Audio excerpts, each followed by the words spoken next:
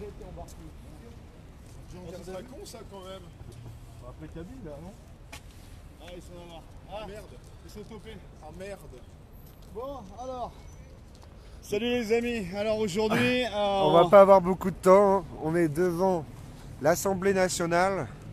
Vous êtes avec les Gilets jaunes constituants d'Île-de-France. Alors, et on va vous balancer les noms de tous les députés qui ont voté la loi Pacte au milieu de la nuit. Voilà. On a les amis qui sont avec la police là-bas. Voilà. Alors, il faut savoir que la loi Pacte, c'est le scrutin numéro 1762. Alors attends, ne nous précipitons pas. Soyons cool. Rappelons les faits, c'est que, en vue des circonstances Gilets jaunes, Ouais. cette loi a été votée à 5h du matin. 6h du matin. 6h du matin ce 15 mars. Je crois qu'on va être interrompu là. Il y en a 27 les amis. Messieurs, Bonjour. citoyens. voilà. Donc en fait, tout mouvement doit être déclaré. Donc vous n'avez pas fait de déclaration. Ah, on n'a pas D'accord. pensé. La préfecture voilà, ne veut pas que vous restiez sur cette place et vous invite à aller sur la place Édouard Herriot juste là-bas. D'accord. Donc vos amis sont compréhensifs, ont accepté gentiment. Super. Pour Nous avons l'interview. accepté aussi. Et puis je vous invite gentiment à vous rendre. Comme on est avec vos pacifique amis. et bienveillant, voilà, C'est et qu'on gentil. travaille aussi pour C'est vous. gentil. Donc voilà. Donc on va dénoncer les 27 députés qui ont voté Votez, la loi de l'autre côté. Voilà, de l'autre côté, on va le faire. Ne vous inquiétez pas, on a la liste. Voilà. Mettons-nous en conformation démocratique. Une conformation représentative démocratique. Conformation républicaine. Oui, pardon. Oui. Quand vous rappelez l'entrée de la frappard, elle est juste là. Ouais, ouais. hein. Tu vois, j'ai la frappe pas. encore des biais cognitifs, tu vois, à chasser. Hein. Putain, c'est pas Bon, si les simple. amis, l'entrée de la frappard, la fraternité parlementaire, sénateurs, députés, assistants parlementaires, francs-maçons. Elle est Une juste dizaine là. d'obédiences maçonniques. Hein. Voilà. C'est là qu'ils font leur cachotterie entre eux.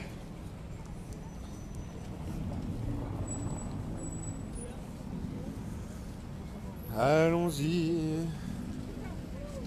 Non, bah voilà, immédiatement expulsé de devant l'Assemblée. Hein. C'est normal, bon, nos amis s'étaient fait voir avant.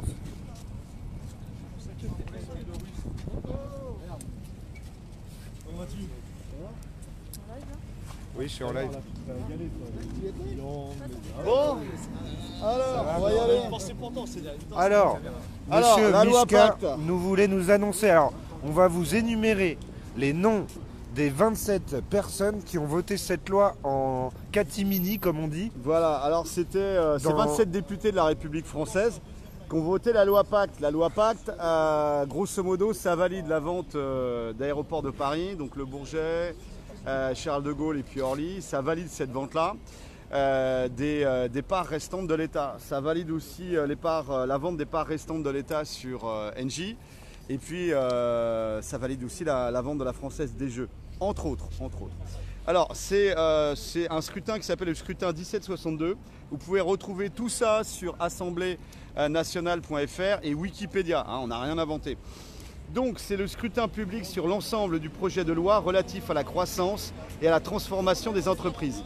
Ils étaient 45 à voter, nos députés. Le nombre de suffrages exprimés est de 42. Donc il y en a 3 qui finalement ont voté blanc. Et puis pour l'adoption, il y en a 27. Et il y en a 15 qui ont voté contre. Et on va vous sortir la liste des 27. Vous en avez peut-être dans vos provinces. Voilà, on va commencer. Attends, juste un truc. Pourquoi on vous fait cette liste? Pour que vous montiez une équipe qui aille voir le député de votre circonscription listé ci de suite. Alors, du groupe UDI, il y en a qu'une seule qui a voté, c'est Laure de la Rodière. Laure de la Rodière, qui est députée de la 3e circonscription d'Eure-et-Loire, ancien maire de Saint-Denis-des-Puys, entre 2012 et 2017. Donc à nos amis d'Eure-et-Loire, voilà. Au niveau MoDem, alors, on en a eu 4 qui ont voté. Philippe Bollot, député de la 7e circonscription du Maine-et-Loire, conseiller municipal d'Avrilé, vice-président du syndicat intercommunal d'énergie du Maine-et-Loire, Philippe Bollot. On a eu Bruno Duverger, député de la 1re circonscription du Pas-de-Calais. On a eu Mohamed Lakila, député de la 11e circonscription des Bouches-du-Rhône.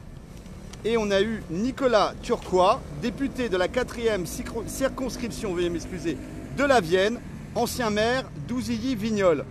Alors, ces 4 députés sont des députés MoDem et ont voté la loi Pacte en catimini. Alors, le groupe Les Républicains, il n'y en a eu qu'un seul qui a voté, c'est Nicolas Forissier, député de la 2e circonscription de l'Indre. Et c'est l'ancien maire de La Châtre. La Châtre. Entre 95 et 2017. Voilà, Nicolas Forissier. Alors après, on va passer à La République En Marche. Alors là, sur 306 membres députés de La République En Marche, il n'y en a que 21 qui ont voté et on va vous donner la liste. Oui, ils ont voté à 45, 27 pour. Alors, sur 45 votants, il y en avait 27 pour et 15 contre. Donc là, c'est la liste de ceux qui ont voté pour. On a Madame Marie-Christine Verdier-Joucla. Alors, députée de la 2e circonscription du Tarn, épouse du maire de Rabastens, bref, Monsieur Pierre Verdier. Voilà, donc Madame Marie-Christine Verdier-Joucla, du Tarn. On a Madame Valérie Thomas, députée de la 1re circonscription du Puy-de-Dôme. On a Monsieur Denis Sommer, député de la 3e circonscription du Doubs. Voilà, pour nos amis du Doubs, du Puy-de-Dôme et du Tarn. Voilà. On a Didier Bécher, député de la 1re circonscription des Yvelines, Guyancourt, Montigny-les-Bretonneux, Versailles. On a Christophe Blanchet, député de la 4e circonscription du Calvados, Deauville, Honfleur. Il faut savoir que ce monsieur est conseiller municipal à Merville, Franceville. On a Madame Pascale Boyer, députée de la 1re circonscription des Hautes-Alpes. Madame Émilie Cariou, députée de la 2e circonscription de la Meuse, vice-présidente de la commission des finances. Elle travaille sur la fraude et l'optimisation fiscale. Doit-on rappeler qu'au niveau fraude et optimisation fiscale, la France perd chaque année entre 80 et 120 milliards d'euros, quand on reproche aux Gilets jaunes 170 millions d'euros de dégradation depuis 18 semaines. Il faut savoir que ça correspond grosso modo à 15 heures d'évasion fiscale. Voilà, juste un ça petit donne peu une pour... petite idée, c'est même pas une journée quoi. Alors là, c'est pas moi qui l'invente ce chiffre, c'est Attaque. 100 millions par an, bon le calcul est vite fait. Voilà. Alors, oui, on a Madame Fanette Charvier. Ah oui, ici, petite question intermédiaire, excuse-moi. Les 15 contre, est-ce que c'était des insoumis? On me demande là sur le chat. Oui. C'était les insoumis. Il y avait beaucoup d'insoumis. Oh, pour une fois, ils font un peu leur boulot. Alors, Madame Fanette Charvier, députée de la 1re circonscription du Doubs.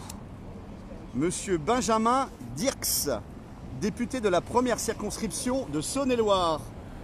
Mademoiselle Coralie Dubost, députée de la 3e circonscription de l'Hérault. Il faut savoir qu'elle est responsable de projet à la Montpellier Business School. Attention, la Montpellier Business School.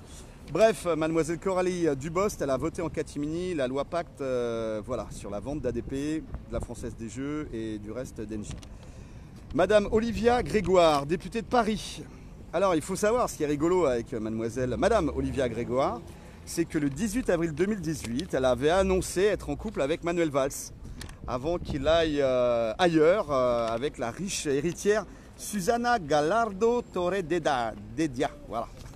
il bouffe à tous les râteliers, lui, c'est vraiment... il a senti le vent tourner, il est parti. Ouais. Quoi, voilà. On lui souhaite bon vent en Espagne. Hein. Bonne chance surtout. Même là-bas, il l'aime pas. Désiré là-bas. Non, Donc c'est Madame Olivia Grégoire. On a Madame Nadia Haï, H-A-I, députée 11e circonscription des Yvelines. Est-ce un point Godwin? Non, excusez-moi. Non, qu'est-ce qui se passe? Aïe. Aïe, non. Madame Christine Aignon, députée des Hauts-de-Seine, 3e circonscription, Courbevoie, Bois-Colombes, La Garenne-Colombe. Monsieur Guillaume Casse-Barian, député de la 1re circonscription d'Eure-et-Loire. Monsieur Pascal Lavergne, député de la 12e circonscription de la Gironde, l'ancien maire de Montségur jusqu'en 2014. Madame Marie Lebec, députée de la 4e circonscription des Yvelines.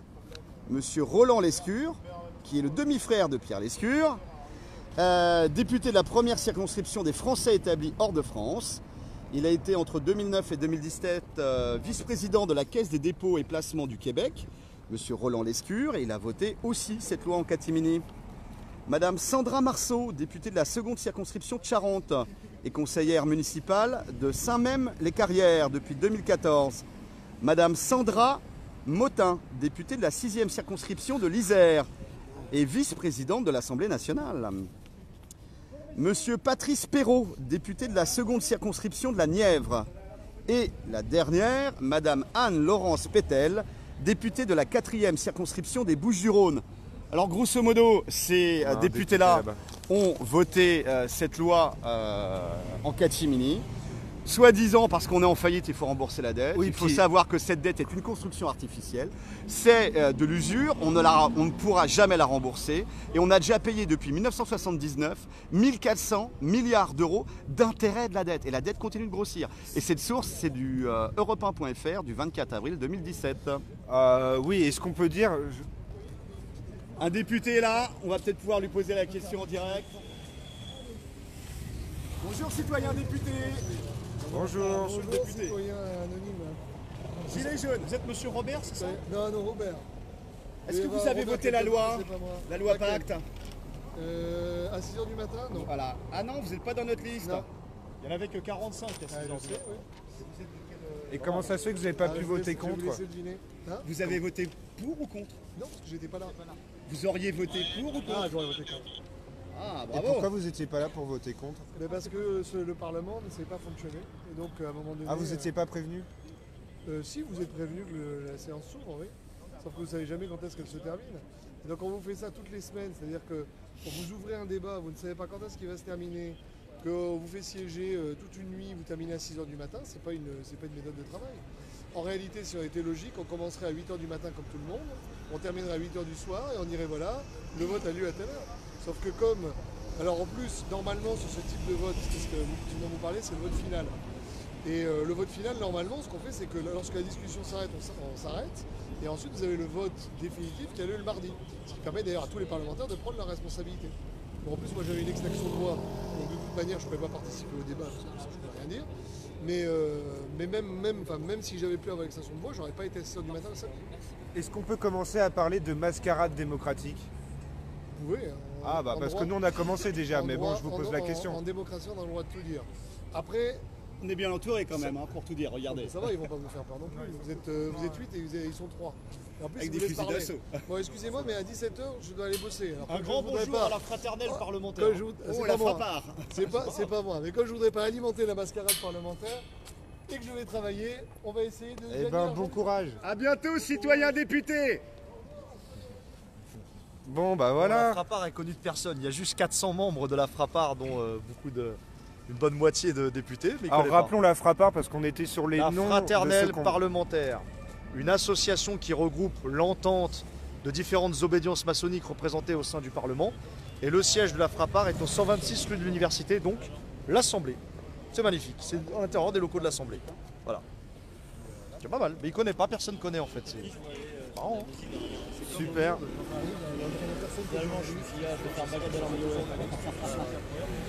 Voilà les amis. Bon alors, oui, ce que je voulais dire, c'est que c'est quand même une honte qui vote ça, là, même en catimini, en cachette. Même le député là s'en offusque. C'est que dans le contexte gilet jaune tel qu'il est, en plus, tu sais, on a été à ADP en gilet jaune. Voilà.